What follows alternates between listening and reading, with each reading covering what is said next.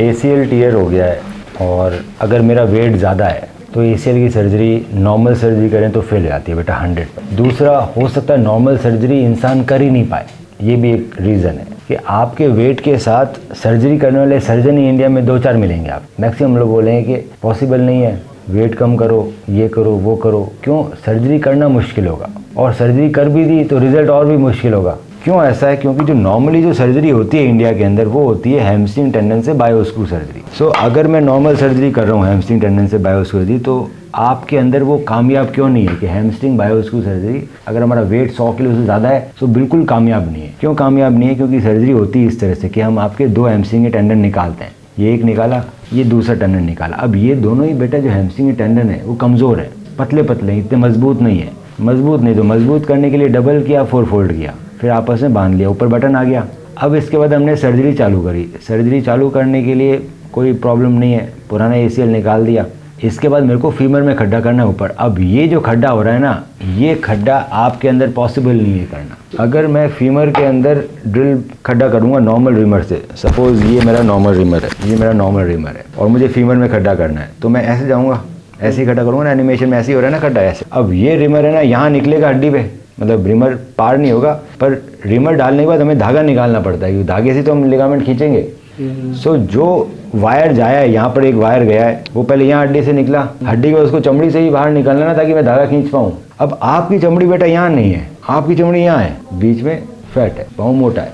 जब भी सर्जरी होती है, मैं खून के साथ तो सर्जरी नहीं कर सकता ना, तो हम टूर्निके में सर्जरी करते हैं। टूर्निके का मतलब ऊपर हम कफ लगाते हैं टूर्निके का, जो ब्लड रोकता है। उसके बिना सर्जरी बहुत डिफिकल्ट हो जाती है, पूरा ब्लड होता रहेगा, कर ही नहीं पाएगा सर्जरी। सो टूर्निके में सर्जरी करनी पड़ती है। अब अगर आपकी थाई में यहाँ टूर्निके लगा हुआ है ऊपर की तरफ और यहाँ से हड्डी से निकल गया तार, तो आपका जो तार बाहर टूर्निके में आके लगेगा, मैं उसको रिट्रीव नहीं कर पाऊंगा क्योंकि आपका जितना जितना मेरा पैर मोटा होता रहेगा ना, ये जो तार है ये इतना ऊपर ऊपर निकलता रहेगा। अगर मेरा पैर पतला है तो तार यहीं निकल गया, पैर इतना मोटा है क्योंकि तार ऐसे जा रहा है, तार इस तरह से निकलेगा ना, हड्डी में तार इस तरह से निकलेगा बेटा, ऐसे निकलेगा। अगर पैर मेरा यहाँ तक मोटा है तो यहीं निकल जाएगा, इतना मोटा यहाँ निकलेगा, इतना मोटा तो तार यहाँ निकलेगा।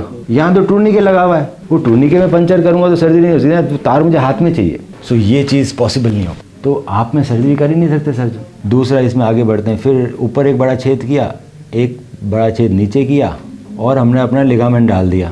ये ऊपर बटन चला गया, ये नीचे स्क्रू चला गया, सर्जरी खत्म हो गई। अब बेटा ये 45 दिन लगाएगा चिपकने में। 45 दिन आप रेस्ट ले लोगे, वॉकर पे चलोगे, वजन नहीं डालोगे, क्योंकि अगर आपने वजन डाला तो ये तो पहले दिन खराब हो जाएगी, लूज़ हो जाएगा ना, 150 किलो वजन से लूज़ हो जाएगा। सो 45 दिन आपने बचा लिया। अब ये चीज़ जो कमज़ोर टेंडन है, इसको मजबूत होने में लगेंगे 6 महीना। 1.5 महीने बाद तो वजन डालोगे, जिस दिन में डालोगे उस दिन ढीला हो जाएगा। तो 6 महीने तक कभी भी वजन डाला तो ये ढीला हो सकता है, बिकॉज आपका वेट ही ढीला कर देगा, तो सर्जरी फेल हो जाएगी, लिगामेंट लंबा हो जाएगा, सर्जरी करना मुश्किल और उसके बाद उसको 6 महीने तक बचा पाना भी मुश्किल। तो अब और क्या ऑप्शन है? ये ठीक किए बिना तो आप वेट भी कम नहीं कर सकते बेटा, रनिंग वनिंग कुछ नहीं आ पाएगी। और अगर हमने सर्जरी नहीं की तो आपका घुटना खराब हो जाएगा। क्यों? घुटना हिल रहा है। अभी आप लॉन्ग जंप करोगे आपको समझ आ जाएगा हिलेगा।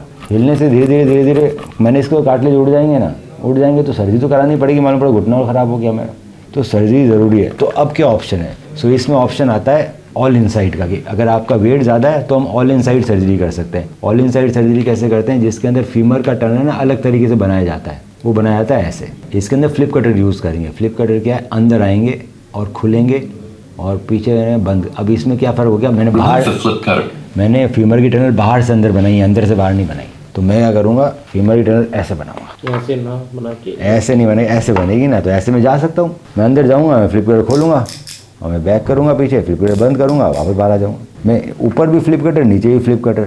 सो मेरा जो हड्डी का छेद है वो नॉर्मल रिमर के मुकाबले बिल्कुल छोटा हो जाएगा। नॉर्मल रिमर में तो इतना बड़ा छेद करना पड़ता है, फ्लिप कटर में इतना हो तो मुझे पेन भी कम होगा, तो मैं सर्जरी आसानी से कर पाऊँगा आपकी, भले कितना ही वेट हो, बिकॉज ये डायरेक्शन आ गया। दूसरा, पेन भी कम होगा। पर इसके बाद भी सर्जरी तो फेलियर की जाएगी, क्योंकि आपका वजन ज़्यादा है, वो 6 महीने तक लिगामेंट कमज़ोर है, तो मुझे कुछ तो और करना ही पड़ेगा। सो अब बात करते हैं कि सर्जरी को सक्सेसफुल कैसे बना सकते हैं। सबसे पहले जो हैमस्ट्रिंग टेंडन होते हैं वो कमज़ोर होते हैं बेटा, वो आपका वेट नहीं ले। सबसे मजबूत टेंडन है ACL के लिए, वो है क्वाड्रिसेप्स और पटेला। सो मैं सारे पेशेंट में क्वाड्रिसेप्स यूज़ करता हूँ, मैं हैमस्ट्रिंग यूज़ ही नहीं करता। सो क्वाड्रिसेप्स का अगर हम टेंडन देखें तो वो मोटा निकलता है, ये क्वाड्रिसेप्स टेंडन है। तो एक क्वाड प्रो टेंडन हार्वेस्टर आता है जिससे हम क्वाड्रिसेप्स टेंडन हार्वेस्ट, ये क्वाड प्रो है, इससे मैं टेंडन निकाल सकता हूँ, प्लास्टिक का है। अब ये एक ही मोटा निकलेगा, ये लंबा होने के चांसेस कम है, मजबूत ज़्यादा है, आपका वेट झेल लेगा। इसका जो बटन आता है वो भी एडवांस है, इसका फाइबर टेक टाइट रोप है क्वाड्रिसेप्स स्टैंड। तो मैं हैमस्ट्रिंग यूज़ नहीं करूँगा, मैं क्वाड्रिसेप्स यूज़ करूँगा। और इसमें हम आराम से आपकी हाइट के हिसाब से बेटा 11 नंबर तक का निकाल लेंगे मोटा।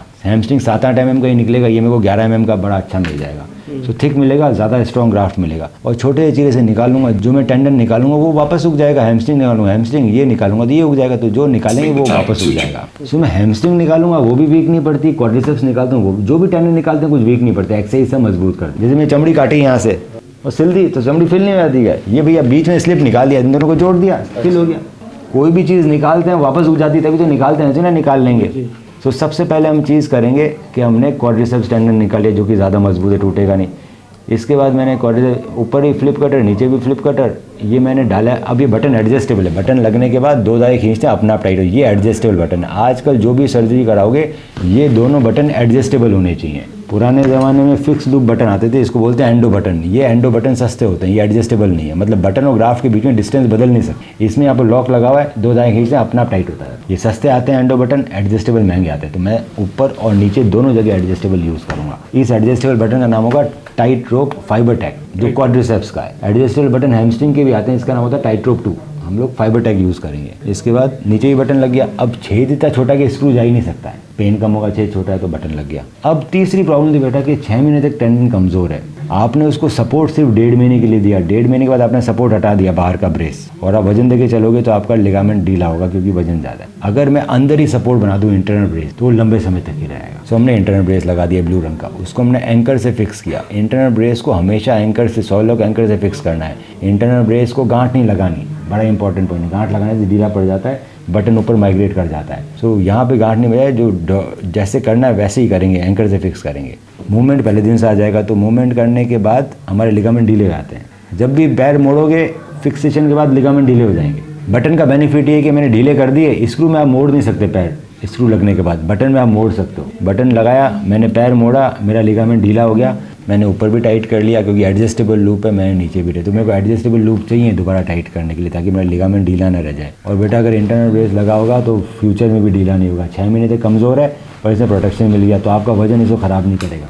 सो वज़न का इफेक्ट ना पड़े सर्जरी पे, इसके लिए क्वाड्रिसेप्स टेंडन और इंटरनल ब्रेस 2। अब तीसरी चीज़ और करनी है सबके लिए, वो है एक और लिगामेंट है जो टूट जाता है, जिसका नाम है ALL, anterior lateral ligament. Anterior lateral ligament, ये एंटीरियर लेटरल लिगामेंट हमें बनाना पड़ता है ACL के साथ में, ताकि मेरे फेलियर ना हो। ये सपोर्ट देता है। So either I can do anterior lateral internal brace और I can do anterior lateral reconstruction hamstring tendon के साथ, या मैं कर सकता हूँ LET, ये टेंसर फेशियल लाटासम एंटीरियर लेटरल लिगामेंट बनाती है, LET है। इसका भी काम होता है reduces the risk of ACL graft rupture. तो LET करने से 3 गुना मेरा फेलियर रेट कम होता है। तो LET आपके करेंगे तो 3 गुना फेलियर रेट कम हो जाएगा। अगर मैं इंटरनल ब्रेस करूँगा तो मेरा 88% तक फेलियर बचेगा। ये गॉर्डन मैकी की वेबसाइट है, मैकी क्लिनिक लंदन की वेबसाइट दिखा रहा हूँ कि वहाँ पे क्या करते हैं। सो 88% रिडक्शन इन री injury and re rupture following. अगर IB लगाऊंगा तो 88% रिडक्शन होगा। सो आपकी सर्जरी तभी सक्सेसफुल है जब मैं आपकी फेलियर बचाऊँ। फेलियर तो आप में है because of weight and hamstring. Quadriceps tendon, internal quadriceps tendon failure बचाएगा, ज़्यादा मजबूत है। इंटरनल ब्रेस फेलियर बचाएगा 88% तक, और LET फेलियर बचाएगा 3/4। इसके अलावा रिहेबिलिटेशन, आपको हर वीक 2 बार कॉल करेंगे, 2 बार एक्सरे, 6 महीने चलती रहेगी, ठीक हो जाएगा। सो अगर ओवरवेट है 150 किलो से भी ऊपर है तो भी मैंने बहुत सर्जरीज कर रखी है, कोई फेल नहीं हुई।